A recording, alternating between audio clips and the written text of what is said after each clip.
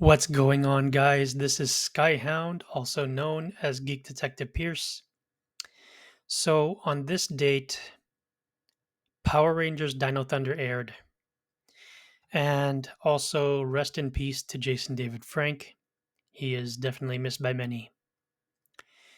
So, I wanted to go over at least 10 episodes that I really enjoyed. And considering this is my channel, I know you guys are going to assume I'm cheating by adding in parts. And again, this is simply just my favorite episodes. So, in a way, I'm just going over which ones I enjoyed the most. So, some of these are either team ups or just a story arc. So, bear with me here. And if you guys have your own favorites, do list them down in the comments below. With that being said, let's get started on this countdown.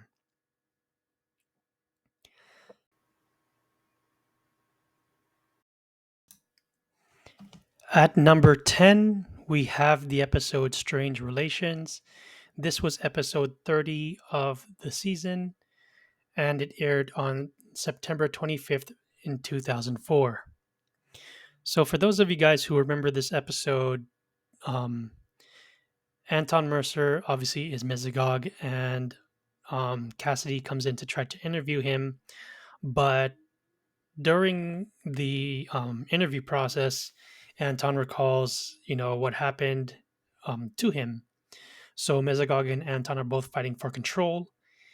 And on top of that, if you guys recall the episode with regards to the copy monster, um, even though the Rangers did beat it, she did, Elsa in this case, managed to use that part of the monster to make an exact copy of the White Ranger, but he's completely evil.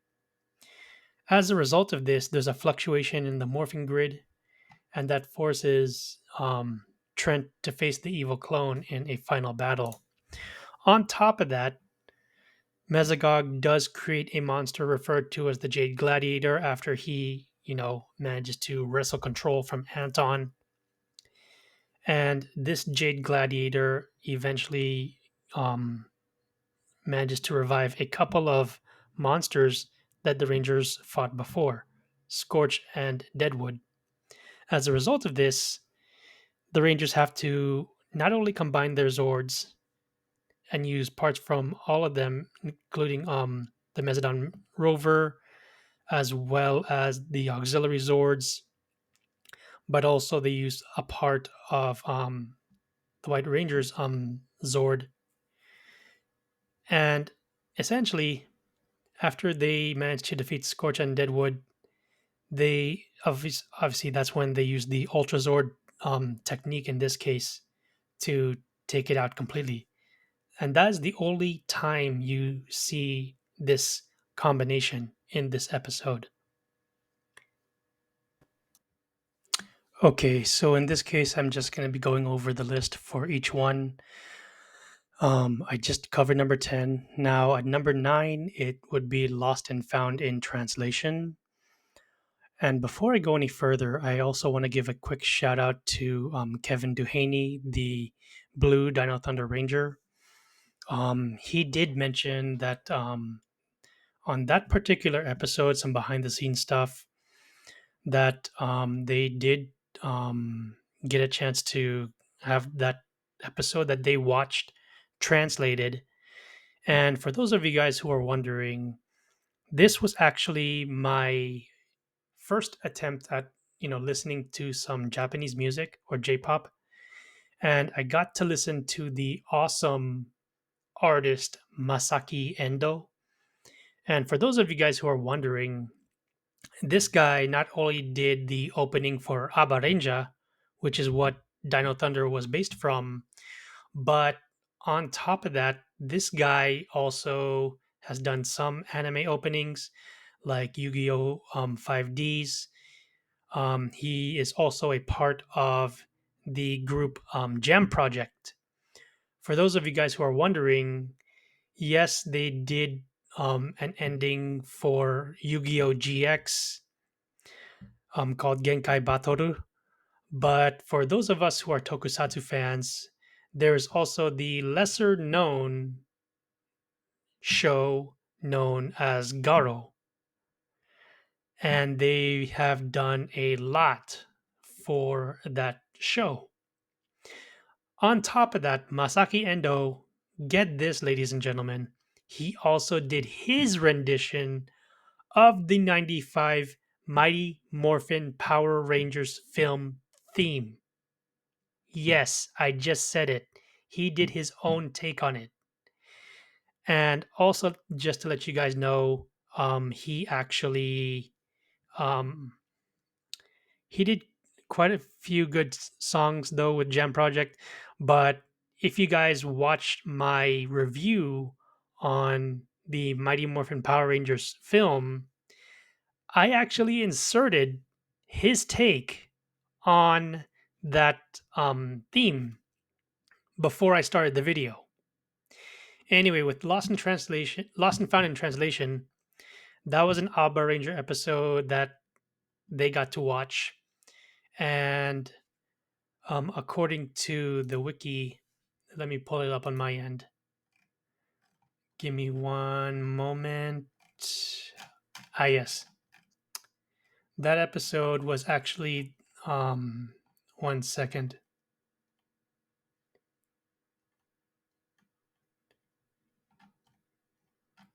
Ah, the name of the episode was called Abare Liga Bind, and it had to do with a baseball player by the name of Wacker Wilson.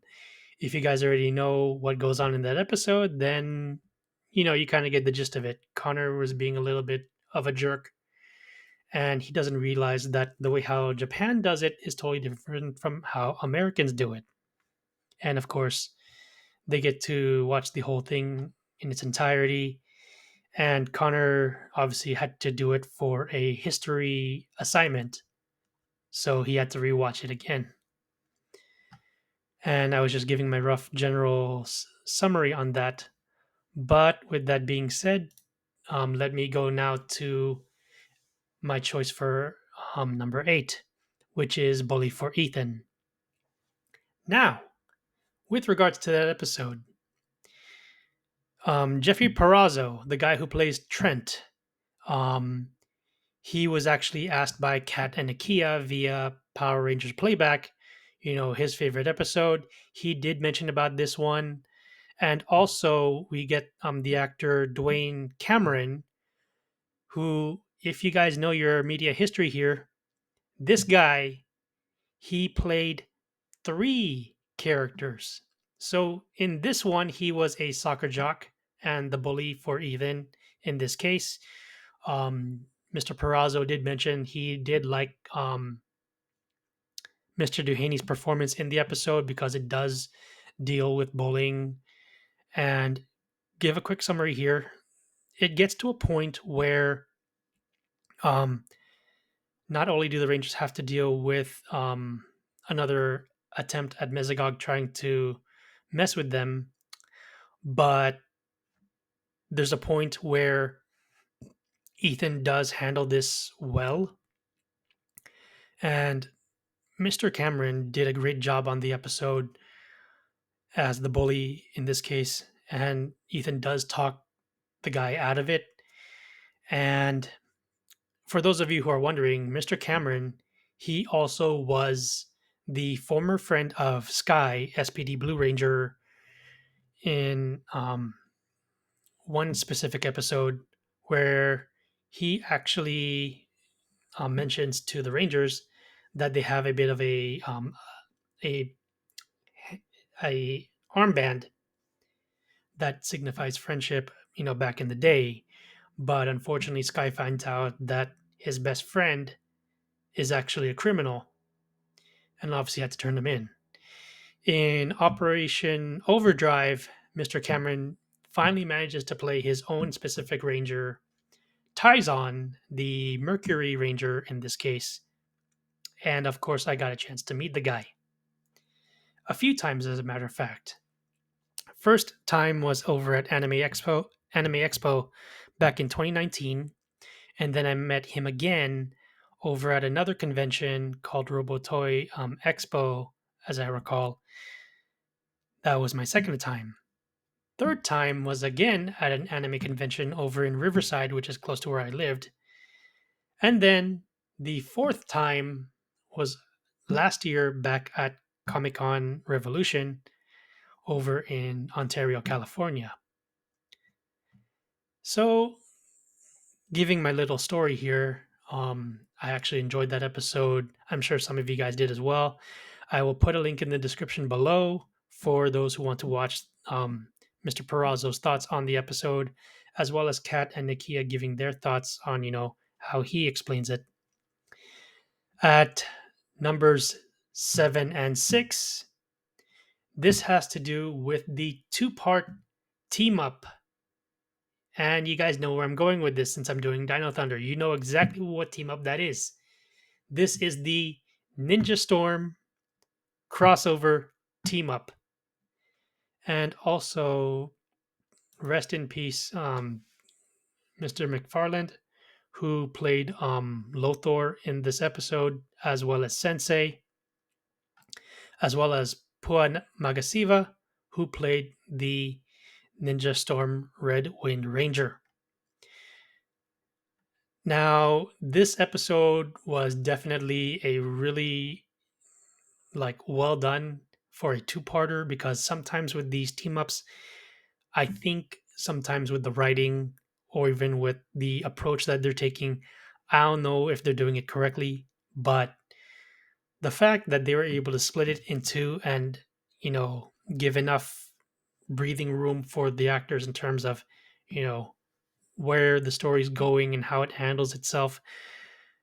Most of you guys are likely going to cite the quick fight between the main three Rangers, both Ninja Storm and Dino Thunder. That one was really well done.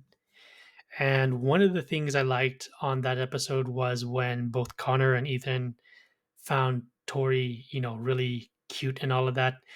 And one of the things I liked is that Ethan brings up, he's like, well, I'll just quote it for the episode. Connor's going, dude, she's kind of cute, don't you think? Yeah, in a sort of Terminator ninja type of way. And Kira berates both of them. She's like, "Will you two just focus here?" And the thing is that when it gets to the meeting between Mesogog and Lothor, as much as I want to try to do my rendition of Lothor and all that in tribute to the guy, I find Mesogog, you know, his voice is a lot deeper, and that, I mean, I'm just doing this for fun, but I just love the fact when Lothor is kind of like guessing what Mesogog is talking about. He says, "Let me guess. Does it have 12 legs and come in assorted colors?" But Mesogog simply points out there's only 5 this time, but they're no less of an irritation. And with the whole team up aspect, Mesogog knows he's playing Lothor for a fool. And when the fight does eventually end, and the Rangers, of course, win, um, he finds Miriam and Capri, obviously, clearly backstabbing him, of course. And Lothor's going, I knew I shouldn't have trusted those two. And Mesogog obviously is going, and I shouldn't have trusted you. Looks like this planet doesn't have enough space, for. Looks like this planet has too many evil villains, and I have no intention of leaving. The quick fight between those two is probably like one of my favorite choreographed fights. But what really is the kicker on this is when Mesogog goes, "Say goodbye, Lothor, and this time mean it." And it is at this point where Lothar literally gets turned into a collectible action figure, and Mesogog goes to pick up the container, and he's like, "Ah, very collectible." And I know some people in the comments likely bring up that point, but I just find this team up pretty well written and executed well, in my opinion. And with that, we now get towards my top five. Episode five, Back in Black. Obviously, with this one, we see that the Rangers do try to rescue Tommy, and there's a part I like in this episode where Mesagog, surprises the Rangers as they manage to get in, and and obviously Mesagog is going, we've been expecting you, and he recognizes Kira obviously because if you recall on the two-parter episode at the start of the show, he's going, "You remember me, I trust," and Kira's like I could forget that face. And despite Mesgog about to attack them with his, mind blast attack, they manage to get through when his minions warp in at the wrong time. And obviously the Rangers point out to Tommy that they read the video diary, they know his background, and a fight breaks out. Tommy does manage to get um the little souvenir. Zeltrax tries to attack, and of course that eventually causes the gem to activate, and then Tommy does give like probably the best rebuttal when Elsa does see the morpher after he goes, "There's two things you guys need to learn about dino gems. One, you don't choose them, they choose you. What's the other? They go real well with dino morphers." And then Elsa obviously goes off with stating, "Huh, aren't you a bit old for this, Tommy? I may be old, but I can still pull it off." And obviously, this brings us to probably like the best return of Tommy that has ever been done. Obviously, as a result, um, he gets the Brachio um, carrier Zord in this case. And obviously, um, not only that, but the Rangers also get an auxiliary Zord when they go against this monster, which is kind of like a squid with a combination of a flower. And the auxiliary Zord in this case is the Pachyo Cephalozord. And obviously, right after the Rangers win this one, the cyber cafe that they're hanging out at, Tommy does explain, how the whole thing came about. And he decides, he needs to go shopping. And Haley's like, why you have to go? He's like, the reason why I have to go shopping is I checked my closet this morning and there's a serious shortage of black in there. And that obviously ends that particular episode. So from the top five, we then get to my favorite three-parter, which is the White Dino Ranger Evil arc. This is obviously when Trent comes across the White Dino Gem. He doesn't realize that it's actually corrupted. And eventually that thing does have a mind of its own. And what I like about this episode or these episodes is it not only gives an interesting arc slightly parallel to Anton Mercer, the whole Dr. Jekyll, Mr. Hyde thing, but I'm not actually downgrading Mr. Perazzo's acting here. Both of these gentlemen, when it comes to playing evil characters and then split personalities, they did a really good job. Kudos to both of them. And the thing with this is that we do get a little bit of, probably like the best acting from all the actors in this one. And when Kira eventually finds out, what's going on, she's like, um,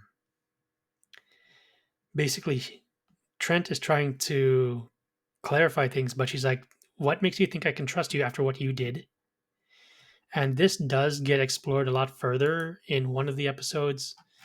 Basically, when they find out about Trent's father is not only Anton, but Anton is actually Mesogog. That happens in episode 35, House of Cards. And obviously, as much as I want to cover that one, I'll have to do that some other time. But what I really loved about um, the final episode is basically that, yes, they do find out that Trent has actually, not who he seems, but basically they find out that Tommy tries to go and find out what's going on, but he gets encased in amber just as he finds out the real secret. After, of course, the two have a quick fight and all. But now we get to obviously my favorite episode of this show, which obviously is Fighting Spirit. Okay, so I only put part of this clip just to kind of get, the little gist here. But in this episode, Elsa comes across a crystal that is very similar to that of the ones used by the Rangers. And she puts it in a particular monster that is able to drain the link of the gems to the morphing grid, except for Tommy. And if you guys noticed, I did put a little bit of that whole sequence in which Tommy does go against his past selves from Zeo Ranger 5 to the White Ranger to the Green Ranger. And one of the things I noticed when I first watched it is that the suit that they used, yes, it is a little different on the Green Ranger, but not only that, but also the helmet. And I don't know if that was a custom one that was utilized or if that was from the Superpower Beatdown episode where Tommy's going against Ryu. Maybe it is, maybe it's not. I probably will never know. But anyway, Tommy does go against his past selves, and I will go ahead and put that little tidbit on basically when he's going against the Green Ranger. So bear with me for a minute. Okay, so again, I was just only doing part of bits and parts of that episode. But what I like about this one is the fact that it gets to probably the best well written quote that I have sometimes used, not just online, but also likely elsewhere. And it has to do with the fact when Tommy refuses to give up and he doesn't realize the whole thing was a test. As his former past selves pointed out, you haven't been fighting us, you've been fighting for your life. And you've proven that your will to live is stronger than any Ranger power. That quote is probably like one of my favorites from the entire season by itself. And obviously, I mean, there's a reason why this season was a legacy episode, and it also happens to be a favorite of many.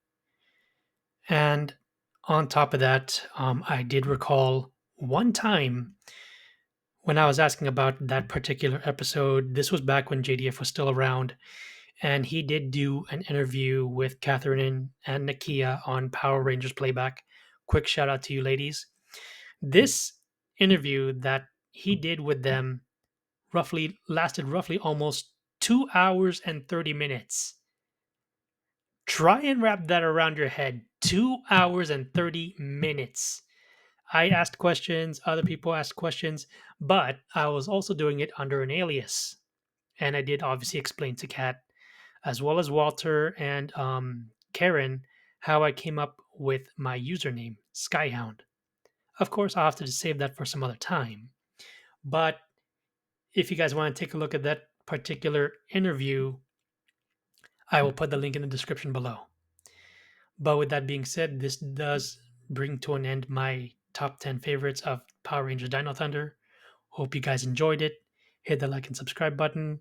I will eventually be going over a classic film, as I mentioned in one of my other videos.